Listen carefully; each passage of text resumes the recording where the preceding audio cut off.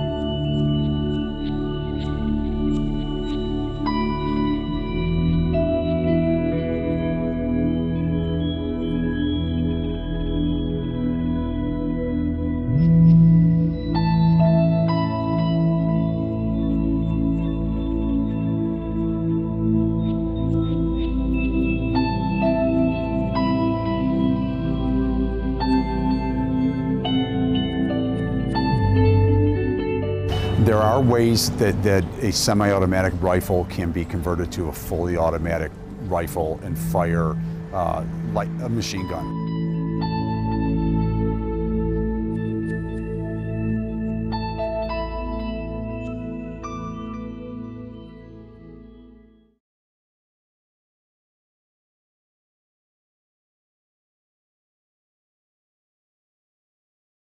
I used to think gun control was the answer.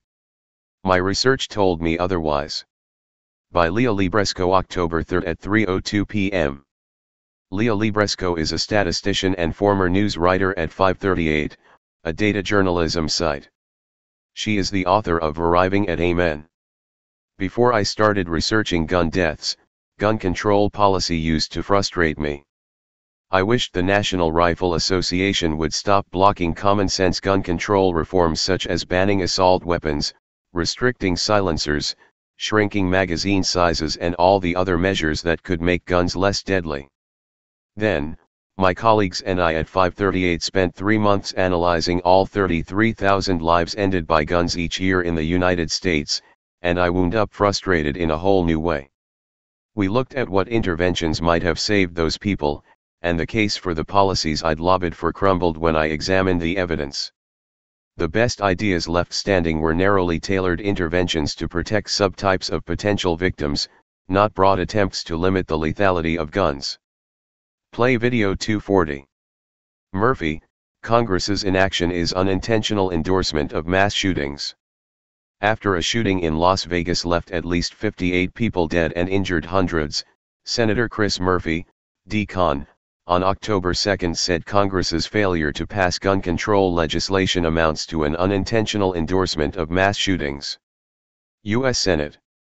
I researched the strictly tightened gun laws in Britain and Australia and concluded that they didn't prove much about what America's policy should be.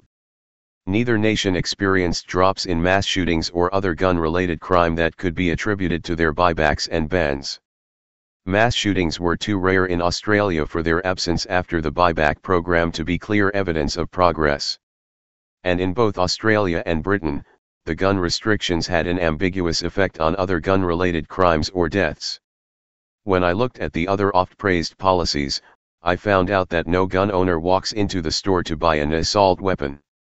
It's an invented classification that includes any semi-automatic that has 2 or more features, such as a bayonet mount, a rocket-propelled grenade launcher mount, a folding stock or a pistol grip. But guns are modular, and any hobbyist can easily add these features at home, just as if they were snapping together Legos.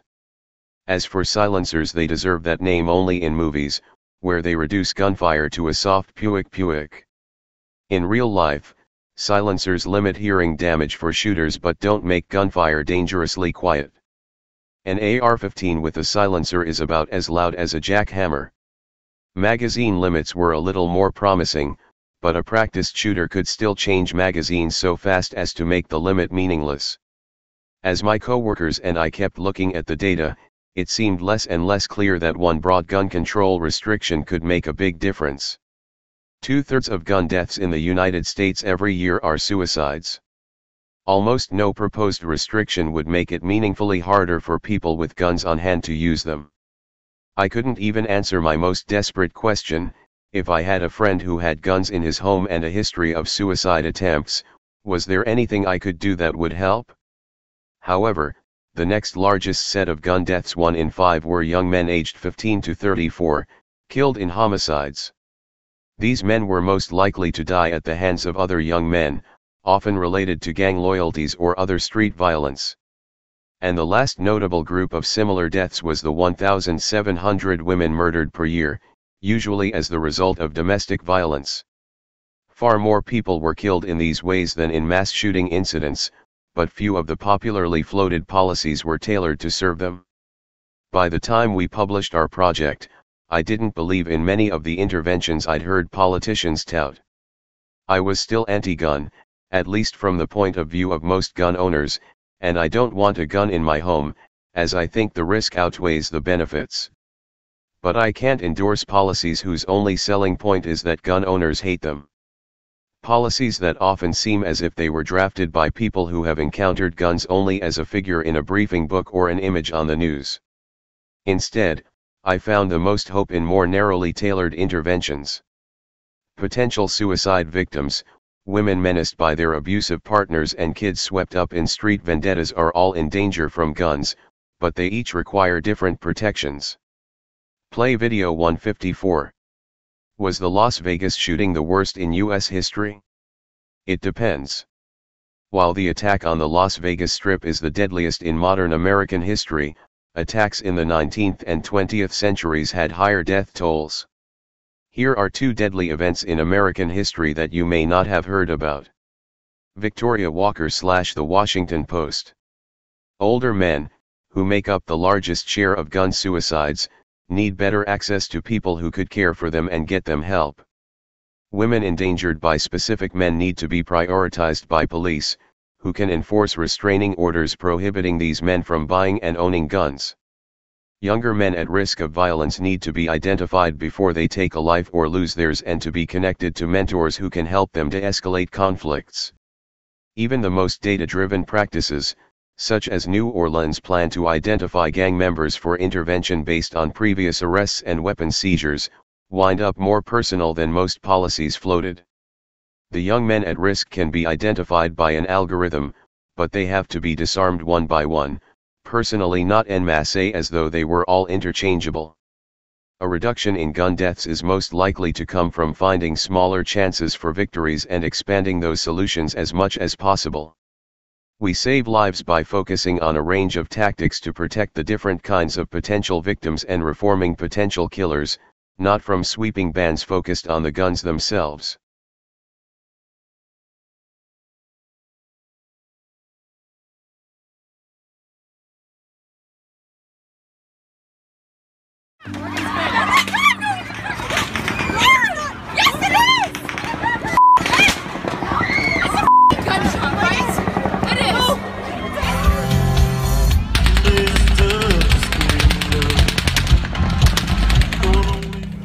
It's the deadliest mass shooting in U.S. history at this point, and we don't know the numbers. 50 people. That makes this the deadliest mass shooting in U.S.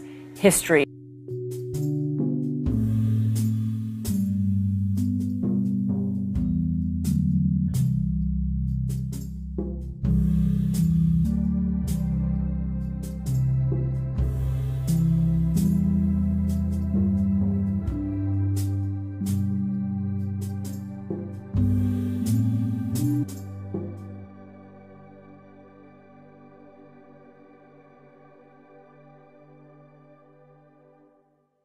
The mass shootings, which get the most attention, are epidemic, are truly epidemic. We have become normalized and regularized to 50 or 40 or 30 people losing their lives, but this happens nowhere else other than the United States at this rate. This is a uniquely American problem. And by the way, it's not just the Las Vegases and the Orlandos and the Sandy Hooks. We've actually had more mass shootings this year than days in the year. Be a cataclysmic event, and yet it happens on average more than once a day in this country. And yet because we have become so regularized to it, only the moments like last night, where the scale is truly epic, do we focus on it as a nation. And I want my colleagues to understand the pain that comes when the victims of this kind of epidemic violence see nothing but silence from this body. The hurt is deep, the scars are wide in Newtown, but they are made wider by the fact that this body in 4.5 years has done absolutely nothing to reduce the likelihood of another mass shooting. And indeed, because we have done nothing, the mass shootings continue. I know these are harsh words, but I believe it in my heart. I think there is an unintentional endorsement that gets sent to these mass murderers when after slaughter, Congress does nothing. If the greatest deliberative body in the world doesn't act in unison to condemn them through policy change, it starts to feel and look like complicity. And so there is going to be another wave of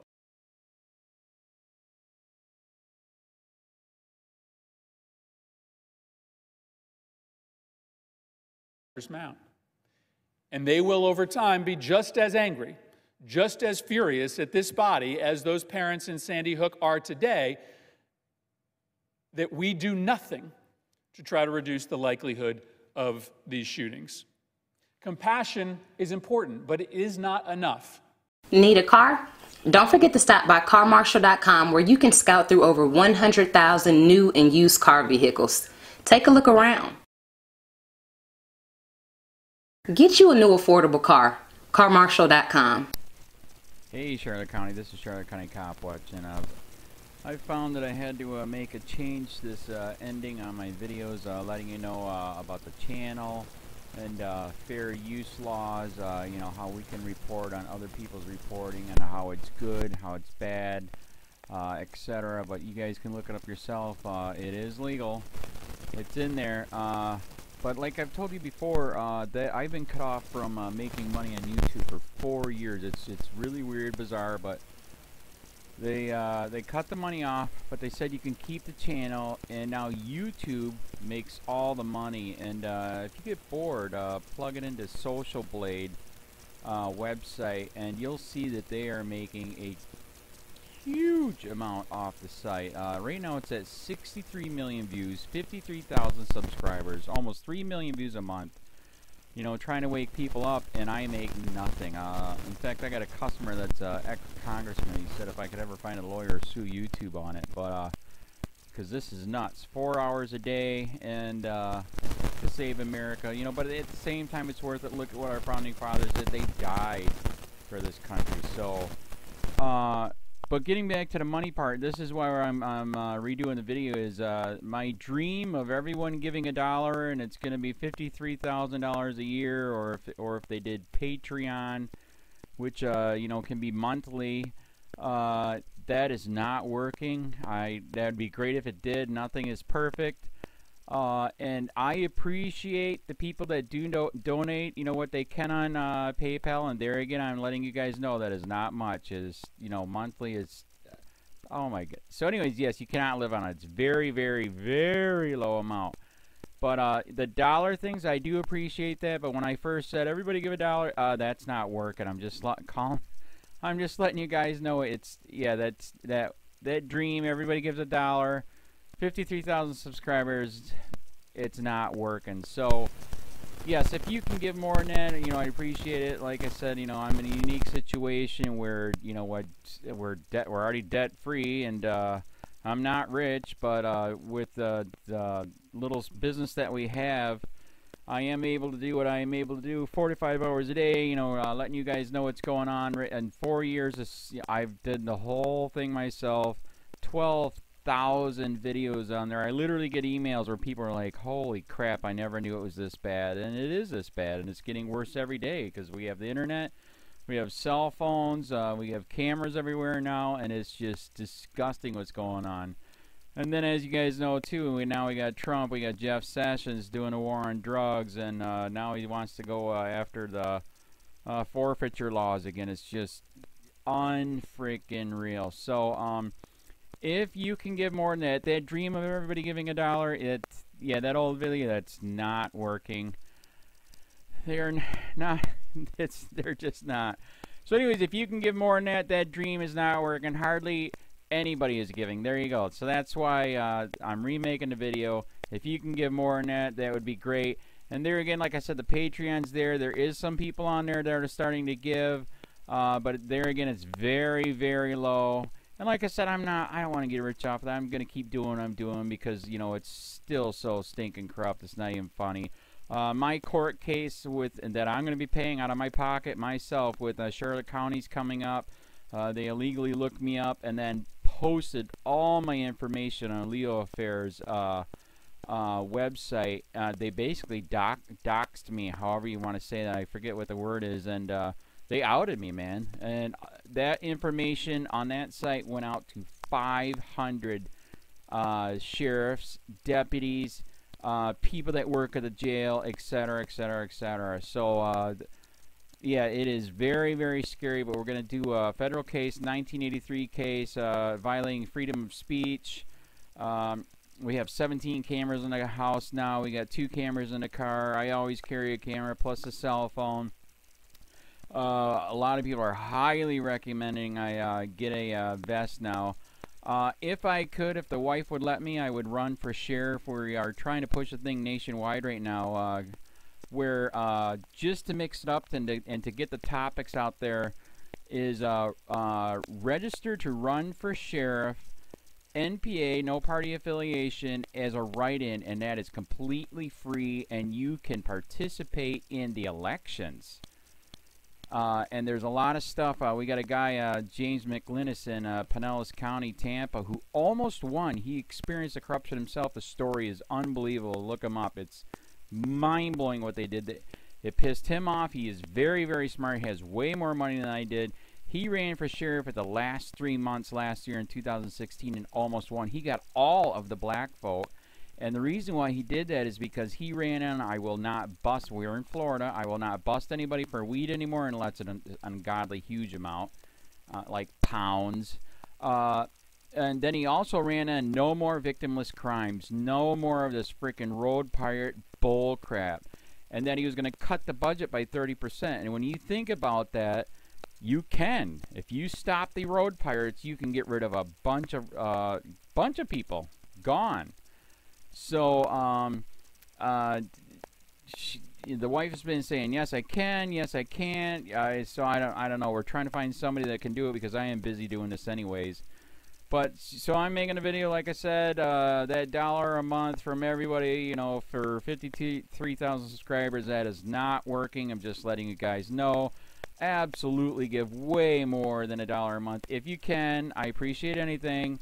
By the way, remember too, when you give that, PayPal takes like freaking 15 to 20%, so it's even worse than that. But, and there again, like I'm letting you guys know, it's way, what I get is very, very low. Appreciate it, but it is very, very low. Can't live on it. I'm just, you know, I'm working, and that's what I'm working on. And that court case is going to cost a buttload of money. That's federal court. Just the filing fees and the depositions that we're going to be doing with this corrupt cop. So there's another reason to give. We are going to be doing a deposition with this very corrupt. He was in a drug squad. He is a bad guy. He's on steroids. We heard steroids are rampant here. That's why their attitude is so bad. And we are going to get him on video, and it will be on YouTube. So that case alone is $5,000 just to bring it to court, and that's my money out of my pocket. So there's another reason to give, and give way more than $1 if you can. So keep that in mind. This is the new video, and I see, God, I talk a lot. It's already 7 minutes, but had to make it just to let you know the $1 a month from everybody is not working. They're not doing it. So if you can give more than that, please. So thanks. Keep it up. Share, like, subscribe, tell your friends, send me your videos on corruption, and I'll post it.